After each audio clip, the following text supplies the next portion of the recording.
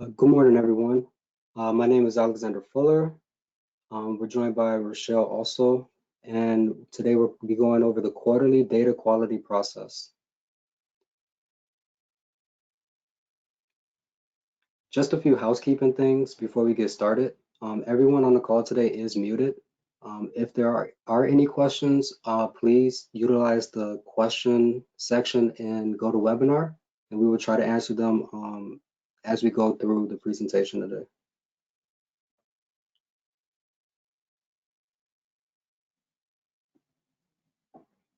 So today we'll be covering kind of just an overview context of the data quality process.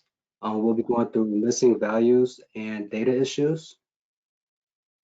We'll be going through child-only entries, utilization, timeliness, who's going to participate in the data quality process, report details, an overview, submission process, data quality timeline, and we're going to do a live demo of accessing and reviewing the report.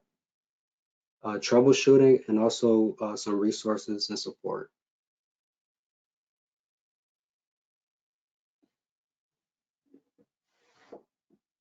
So just to begin, the context is that the Chicago Continuum of Care utilizes data-informed approaches to coordinate services and resources in its effort to end homelessness. The HMIS data quality process is an important factor to measure efforts to end or prevent homelessness. And the COC relies on the work of all providers of all funding types to enter accurate, complete, and timely data to ensure we have the information we need to make informed decisions as a community.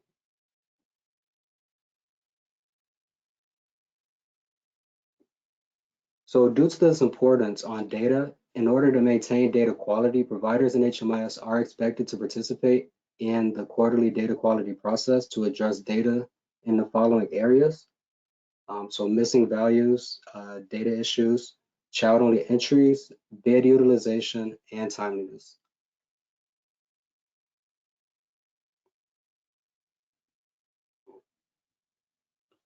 So to begin on one of the areas, we'll start with missing values.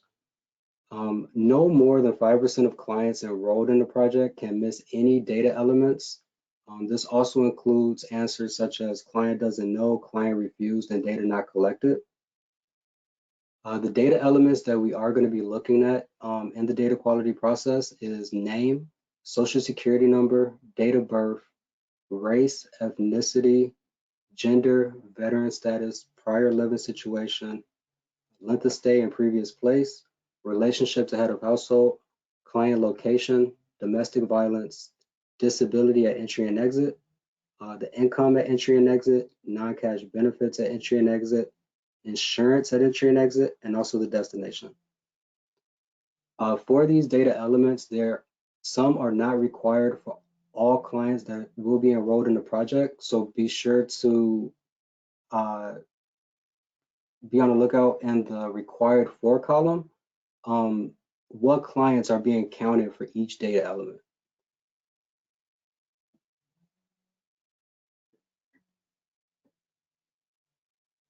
Okay, so for child-only entries, there must be 0 child-only entries.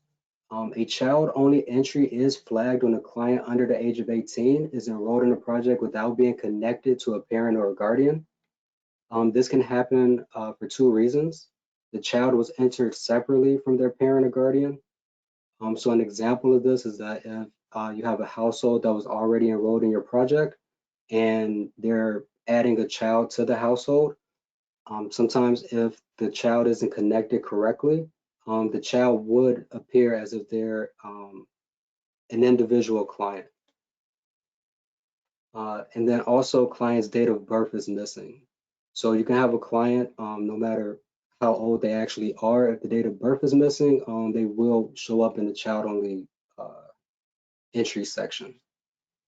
If your project does serve unaccompanied youth under the age of 18, we ask that you send in a ticket to the help desk just to let us or make us aware that this is intended and not an error. We have one question in the chat. If a program has traditionally served unaccompanied minors, do you need a new ticket to be submitted to the help desk? Yes. Um, Unfortunately, I'm sorry that you probably have to redo this, but we would need you to resubmit just a ticket just to let us know.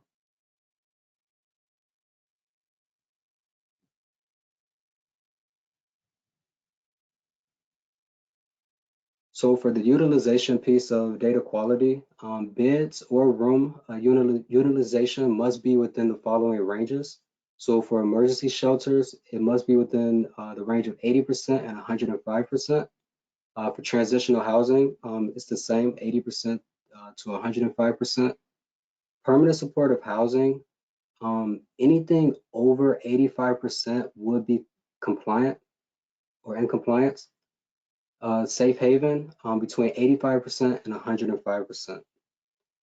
The utilization looks at how many clients were enrolled in your project on August 17th, 2022, as compared to how many bids and units are indicated in your bid and unit inventory sheet. So for this data quality process, the point in time date that we will be utilizing for utilization will be August 17th, 2022.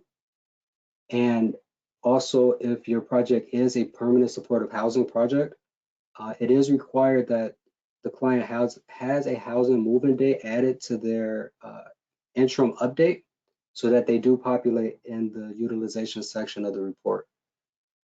If a project is over or underutilizing their bid list, but is in compliance for their unit utilization, then the project will still be in compliance. The opposite situation would also count as being in compliance. So as long as either bid or unit utilization is in compliance, the project as a whole will be considered compliant. So an example of this would be within the report, it's going to be broken down into two sections of utilization essentially. So you have a bed utilization and a room utilization. So when submitting the report, if either one of these things are in compliance, the overall project will be in compliance. So bed utilization is essentially looking at individual clients being enrolled in the project compared to the bed inventory available for your project. Where the room utilization is actually looking at the household count versus the units. Okay, we have another question. What is the project? What if the project is underutilized due to CHA not inspecting apartments? I'm not quite sure I have an answer for you immediately, but if you can send us in as a ticket, we can work through the answer for that.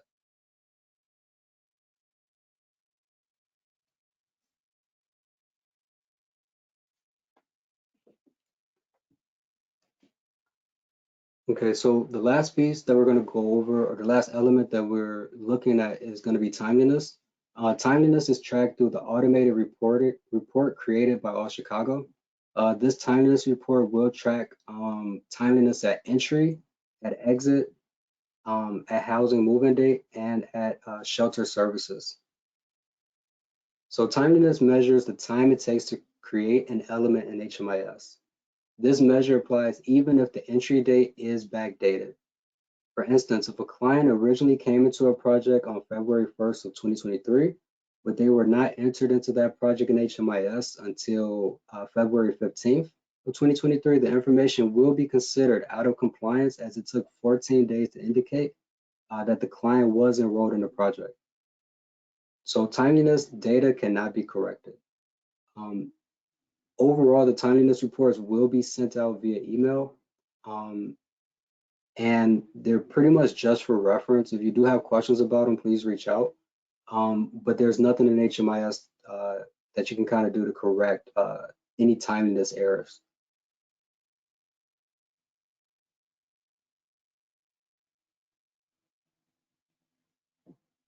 So we have another question. To confirm, utilization looks at the report at clients enrolled last year on August 17th of 2022. Yes.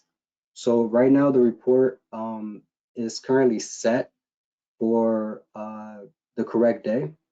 So that's going to be the point in time for utilization. So it's only going to be looking at that particular day to see what clients were enrolled on August 17th.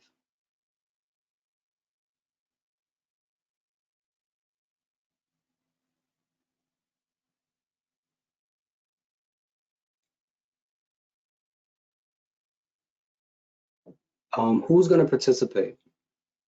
So all projects, regardless of funding, are required to participate in the quarterly data quality process, so long as the project is active and has at least one client enrolled. Please refer to the list of currently active projects that are expected to participate in the data quality process. This link is the same link that you should have received in the initial email that was sent out. If the project does not enter data into HMIS, they are not required to participate in the data quality process. So the list that we have in this article here is a list of all active projects that fall within data quality. Potentially, there could be projects within this list that are no longer operational or no longer being used by the agency. If that's the case, we do have a deactivation form within this article that you can utilize to let us know that we should close this project out.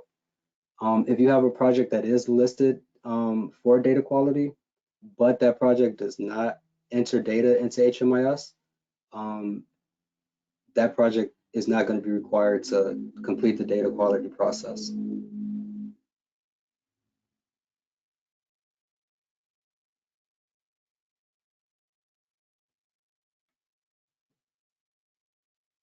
So report details. Reports must be generated for one project at a time.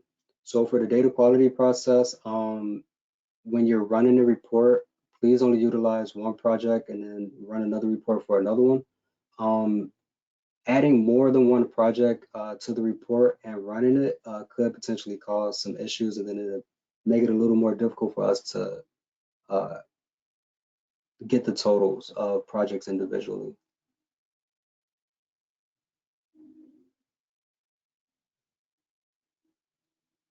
The report will be looking at the period from January 1st of 2022 to December 31st of 2022. So in previous instances of data quality, we were only looking at a particular quarter. For this round of data quality, we will be looking at the entire year of 2022. And the point in time date will be set in the report is set for August 18th. And that's because the report is going to be asking for the PIT date plus 1 day, which would be the following day, the 18th. But within the report, it's only going to be pulling clients that were enrolled on the night of August 17th. Okay, we have some questions.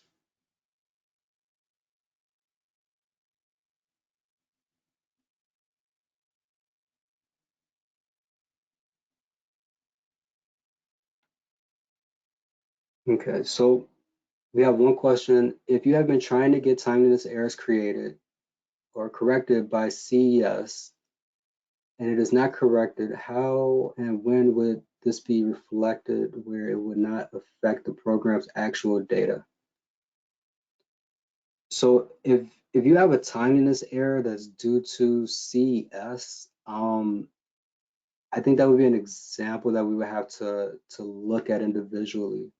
I will follow up with you about this after the call, and we can see exactly what clients you're looking at.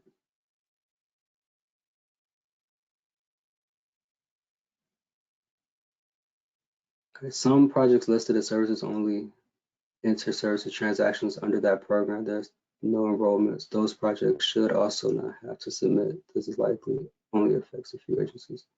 Okay, so there was a question about services only projects. So previously, services only projects weren't included in data quality. But for some projects that do enter their client data for services only projects, those projects we would ask for you to complete the data quality report. If your project is a services only, but you don't enter any client data, then you wouldn't have to complete the data quality. So even though your project might be listed in the active project list, if you're not entering client data, then you can kind of just disregard that project from the process.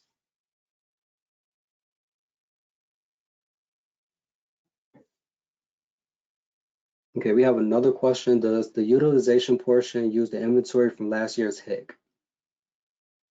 Yeah, so the utilization that was submitted for the housing inventory count for 2023 in January has been updated. So those utilizations will be the ones that will probably be most recent for every project.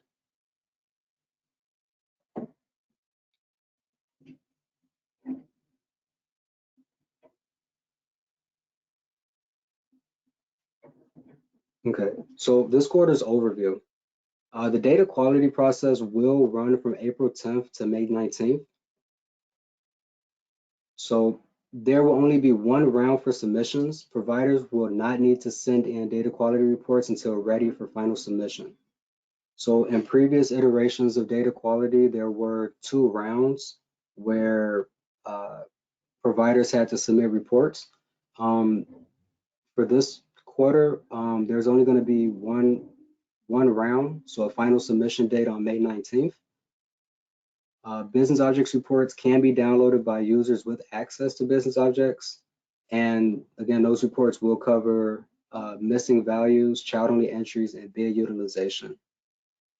Changes made in HMIS will not generate in business objects until the following day. So keep that in mind, especially when it gets closer to submission.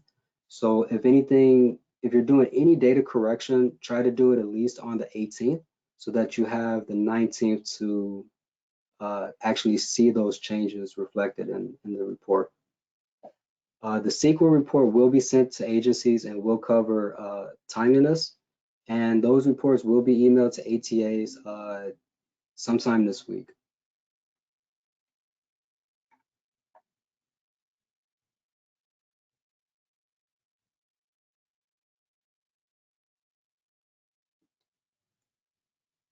Okay, so we have another question. What would data quality look like for shared projects such as the AME and diversion projects?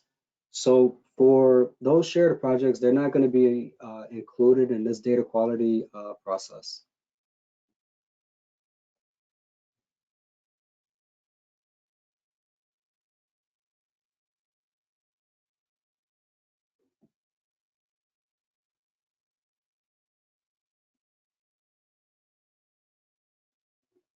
So once you have ran your reports and you have them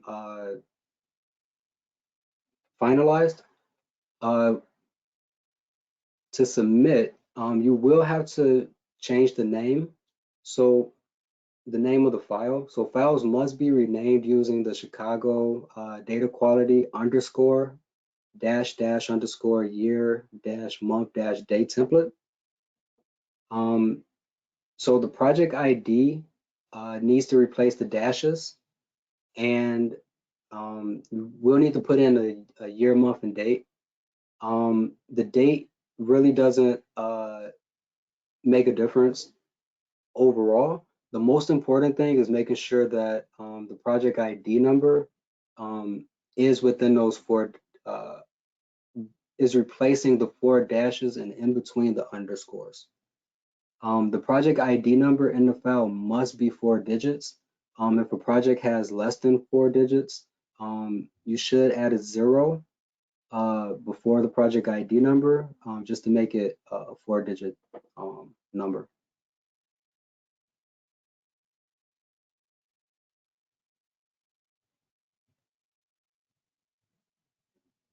So once you have the file renamed, to submit the report, you will be sending an email to dataquality@allchicago.org.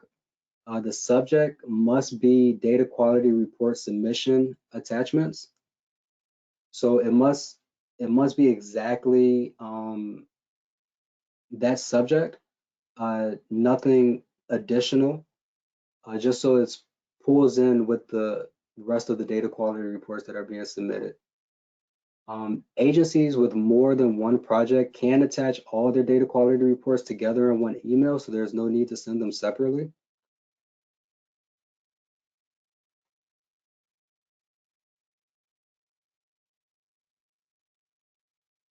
Okay, so the data quality timeline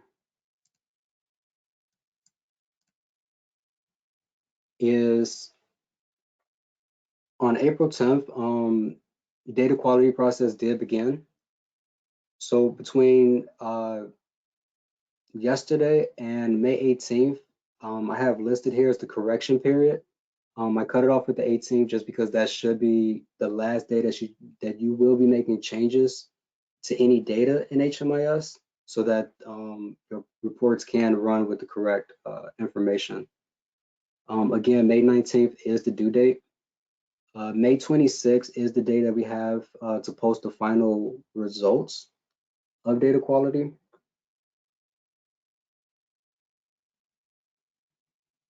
And we're going to go through how to actually locate the report.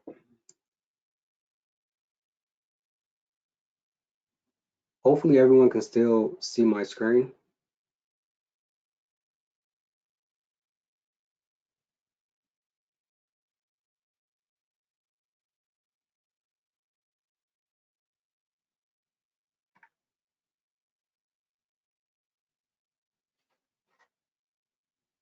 Okay, so to access business objects, you're going to want to click Connect to Business Objects here at the top right corner. Once you click it, it will open up a new tab for you. You're going to want to click on Folders, Public Folders, Chicago Live, Chicago COC Reports, Data Quality, and from there you should see the Chicago DQ report. Within our help desk articles, it gives an example of how to, or not an example, but it gives the address of how to find it, the file structure of how to find it. So that would be a better resource to utilize. So you click on the report, it might take a second to run.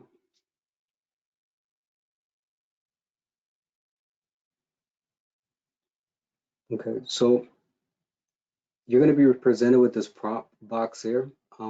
Select providers, EDA providers, enter start date, enter end date plus 1 day, PID date plus 1 day, and effective date. The only thing that you should have to complete is selecting the provider. The start date is already set to January 1st of 2022. The end date is set to January 1st of 2023. So although it's set to the first of the year, it would only be pulling in clients as of December 31st of 2022. The PID date is pretty much the same, operates the same. So it'd be 1 day in the future or 1 day plus the PID date. So we're going to be looking at August 17th as our PID date. So the report is set to August 18th just to make sure that we're capturing all the clients on that day. An effective date is set in the future, so you shouldn't have to adjust this at all. So only thing you should have to do is select the provider and run the report.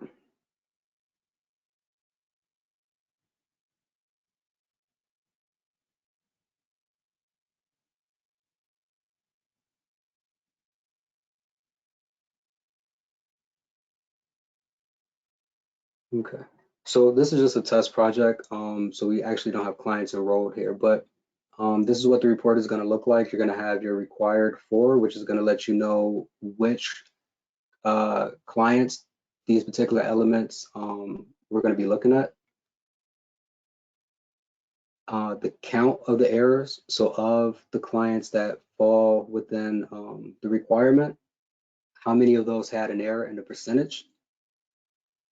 Right below is the child-only entries, where if you do have any clients enrolled that are under the age of 18 that aren't attached to a household, they will show up here. And then utilization, your inventory will be a cumulative total. So if you have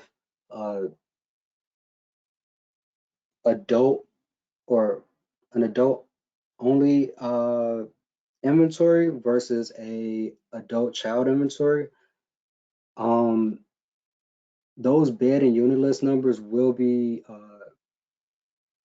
kind of added together, and that would be the cumulative total for the bed inventory and the cumulative total for the unit inventory. So this wouldn't break out even further based on individual inventories per project. The next tab here is the client details key. This tab here is essentially a good resource for finding out exactly where the particular question is in HMIS and exactly what some of the abbreviations are and a definition on mismatch or HUD verifications. The next tab is the client details. Again, I would utilize the key to understand the details a lot better. Tab C is child-only entries.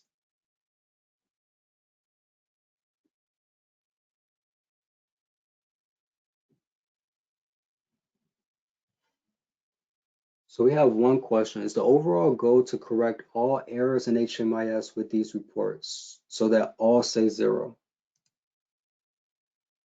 Yes. So overall, ideally, there should be a 0% error for all of the elements here for all of your clients. So yes, that is the goal, is to get everything down to 0.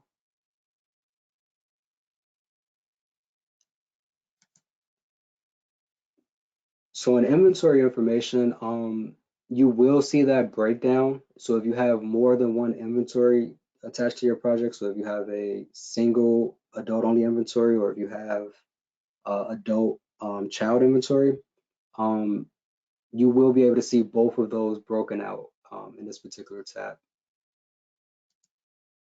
And then additional information just gives you the total client count and then also the parameters for the report.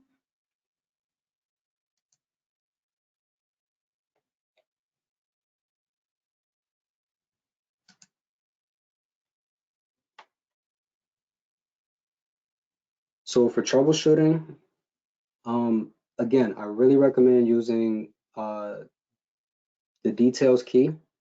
This key does provide details on the location of questions in HMIS. One thing to note is that name data quality and social security number data quality are the only two questions that will be found outside of the enrollment assessment. These questions are in the client profile. So essentially all of the questions that we are looking at aside from those two will be located in the client profile. But for name and social security, you will have to go to the client profile.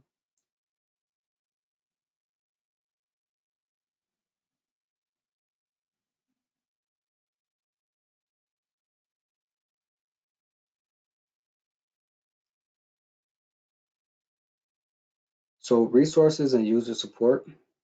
We do have 2 thorough articles on the data quality process, data quality process overview and running interpreting the data quality report.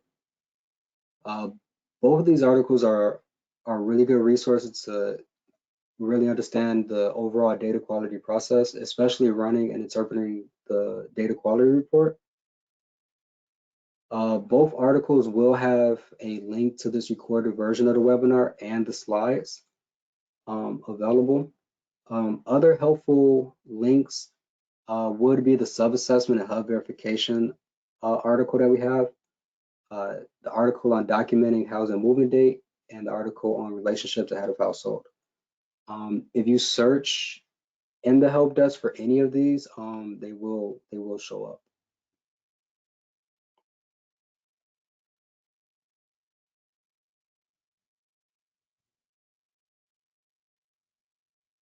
So another resource that we're going to have for the data quality process is that we're going to have help desk office hours. If for any reason that you have any questions or any concerns, or you wanted to go over any errors, you would just need to submit a ticket to the help desk, and we will be able to set up an office hour. So these office hour sessions are limited to 30 minutes. The sessions will be done online via Microsoft Teams. So please ensure that you have Teams available on your computer prior to the time of the call. An ATA or someone with business objects access must be on the call as well. And also, please have your reports available at the time of the call, or email them ahead of time, just so we can review the data, and also it doesn't eat into any of our 30 minutes for the call.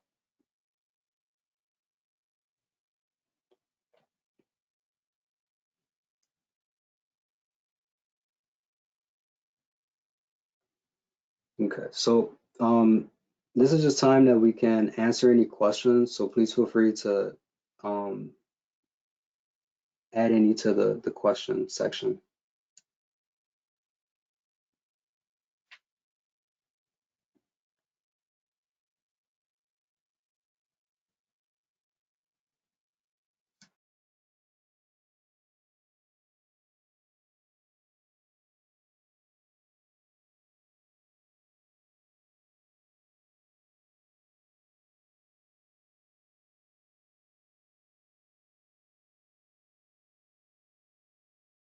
Okay, so we have a question. Should we expect to do these reports every quarter? So right now we haven't finalized a schedule going forward, but we do plan on sending that out in the coming weeks.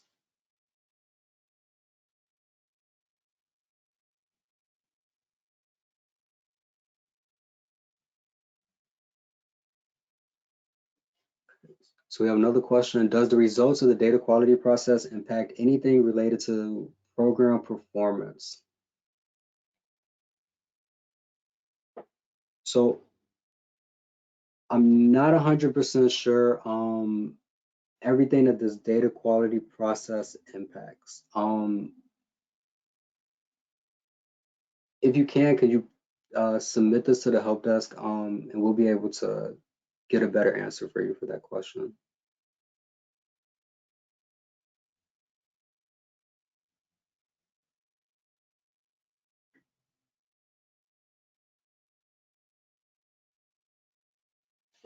Navigation projects will not be reviewed for utilization. Yes, so system navigation projects,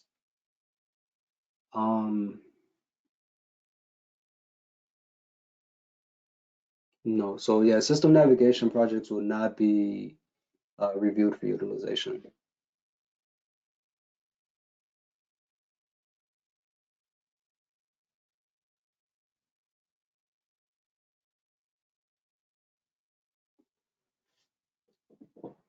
So for immigrants that do not have social security numbers, how would we get the data quality number adjusted?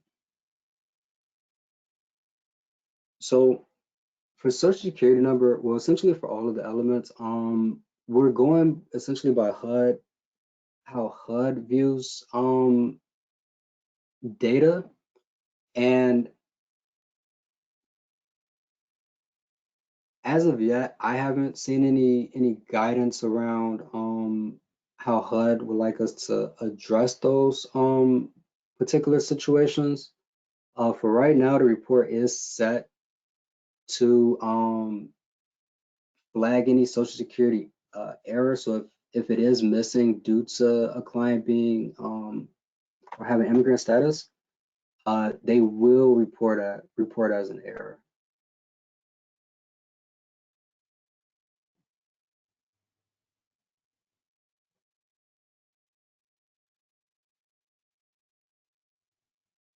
Then how do I resolve a situation where a client in prison refuses to provide his social security number?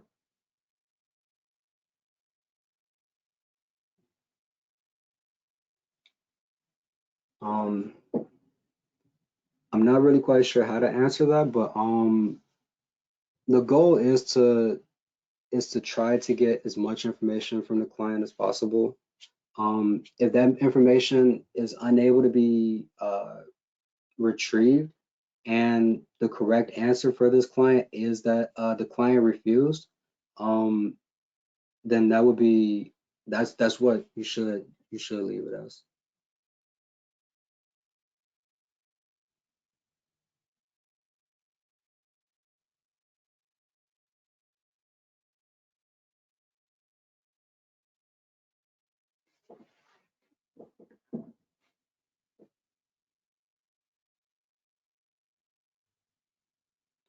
Okay, so we have another question. That seems like a real shortcoming that undocumented status reflects poorly on the agency. Is anyone doing advocacy about this? Um, I'm not 100% sure. I will follow up on this topic following this meeting, and I will add any additional guidance that I'm given to the help desk articles, and we'll include it in the next email communication that goes out.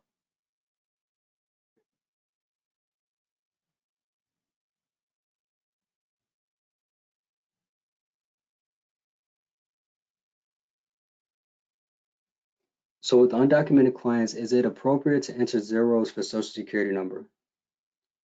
Yeah, so if you don't have the social security number, zeros or leaving it blank would be the correct answer.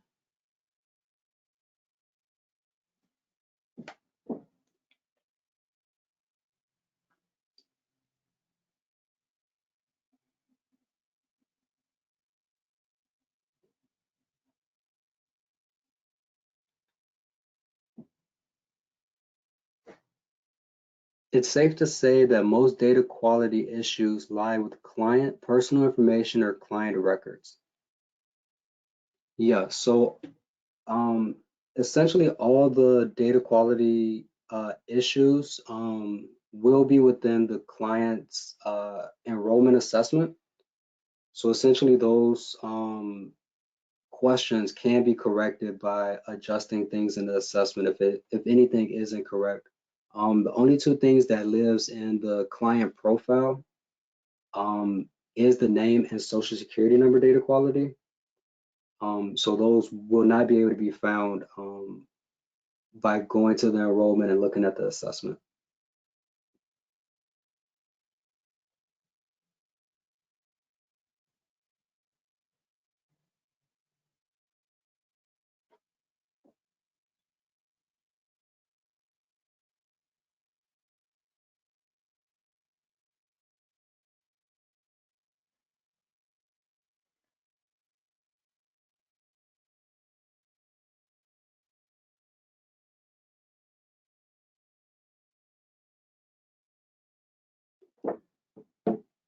Okay, we have a good question. Does the submission of the report include all tabs? So yes, the way that the report downloads out of business objects should be the way that you're going to submit the report.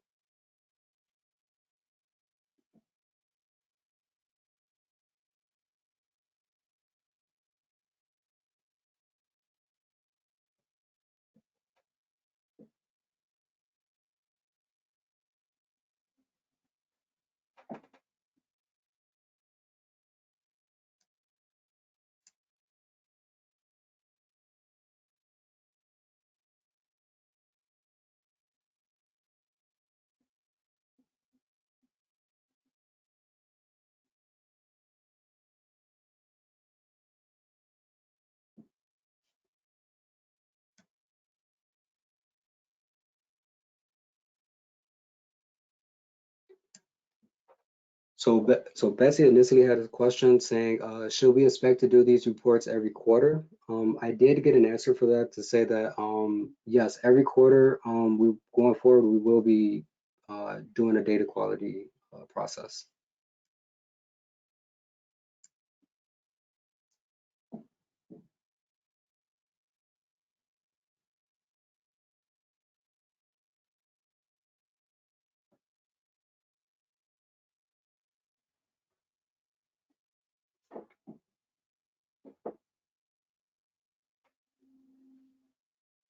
Okay, we're gonna give a few more minutes for any additional questions to come in.